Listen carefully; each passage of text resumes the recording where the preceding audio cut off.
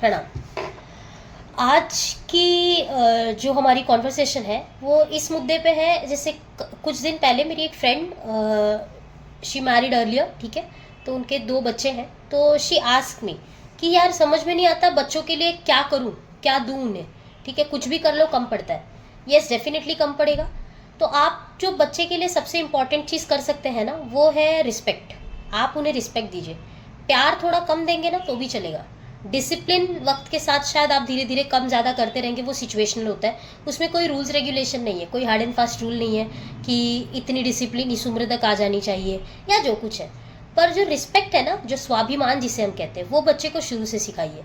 अब कुछ लोगों का कहना होगा कि भाई उतने छोटे बच्चे को क्या पता रिस्पेक्ट क्या होता है। पता है, ठीक है, पता होता है। आप कभी आजमा के देखिए। साइंस में ना एक ब्रांच है, इथोलॉजी कहते हैं उसे। मैं क्लासरूम लेक्चर्स में बच्चों को लर्न कराती हूँ, the branch of science which deals with the study of human behaviour rather than I should say animal behaviour. ठीक है, वो ओवरऑल एनिमल्स पे है, ये कुछ ह्यूमन पे रिस्पेक्टेड, ऐसे कि सिर्फ ह्यूमन की बात नहीं होती।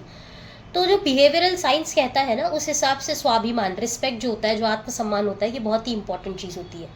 आप बच्चे को, मैं बार बार आपसे ये कहना चाहूँगी, आप बच्चे की जो रिस्पेक्ट जितनी ज़्यादा करोगे ना, उतनी ज़्यादा वो आपसे लगाव उसका बना रहेगा, उतना ज़्यादा वो आपसे प्यार करेगा, उतना ज़्यादा आप उनके नज़र में हीरो होंगे। ठीक है, तो प्लीज़ इस चीज़ का ख्याल रखिए। स्पेसिफिकली क्या होता है पता है, हम अपने बच्चों की, जो मैंने ऑब्जर्व किया है specifically in case you can say middle class societies, ऐसा होता है ना कि हम अपने बच्चे की सबसे ज़्यादा बेइज्जती अपने ही अपनों में करते हैं।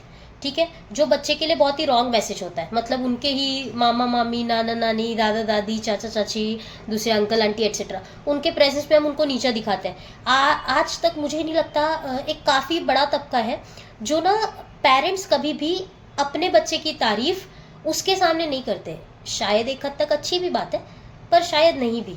ठीक है, तो ऐसा होता है, हम शायद पीठ पीछे बच्चे की अपनी तारीफ कर भी देते हैं, उनके सामने नहीं करते।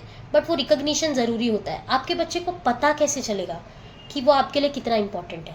आपके बच्चे को पता कैसे चलेगा कि आप उसके एफर्ट्स को रिकग्नाइज कर रहे हैं? उन्हें ये कैसे पता चलेगा कि आप उनके लिए प्राउड फील करते हैं? तो प्लीज़ ये चीज़ बच्चे को बार बार एहसास दिलाइए। ये एहसास उसे कोई और दिलाएगा ना, तो वो शायद आपसे दूर होता जाएगा। और जो इंसान उसे ये एहसास दिला रहा है, यार यू आर द बेस्ट, आप बहुत अच्छे हो, यू कैन डू एनीथिंग, तो वो ना उस पर्टिकुलर पर्सन के करीब जाता जाएगा। वो हो सकता है उसके दूर के रिश्तेदार हों, वो हो सकता है उनके फ्रेंड्स के मम्मी पापा हों, एट्सेट्रा। आपको मैं एक टीनेजर्स के रिलेटेड बात एक बोलना चाहूँगी, जो एडोलेसेंट एज होती है, टीनेज कहती हूँ मैं इन जनरल, बहुत ज़्यादा साइंस में नहीं जाती हूँ मैं।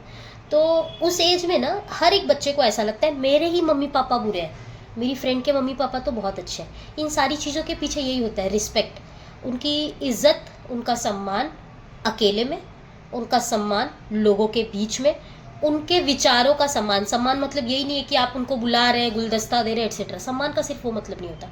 उनके विचारों का सम्मान। अगर वो बोल रहा है कि भाई मुझे मेरे फ्रेंड्स के साथ यहाँ जाना है, तो हम पहले उनको धुतकार देते हैं। उन्हें बिठाइए, समझाइए क्यों जाना है, कहाँ जाना है, किस लिए जाना है, क्या अभी जाना ज़रूरी है, अभी नहीं गए तो क्या होगा, अभी ही जाने। देखिए, 2 में से एक चीज़ होगी, या तो आप उनको रॉन्ग प्रूफ कर देंगे कि बेटा अब आप समझे मैं क्यों मना कर रहा हूँ, या तो वो आपको रॉन्ग प्रूफ कर देंगे कि मम्मा पापा आप लोगों का वक्त अलग था, ये वक्त अलग है।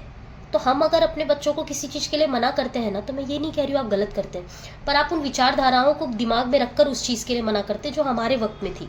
वक्त बदल गया है, समय बदल गया है, तो इसलिए थोड़ी हमको सोच भी बदलनी पड़ेगी। Thank you.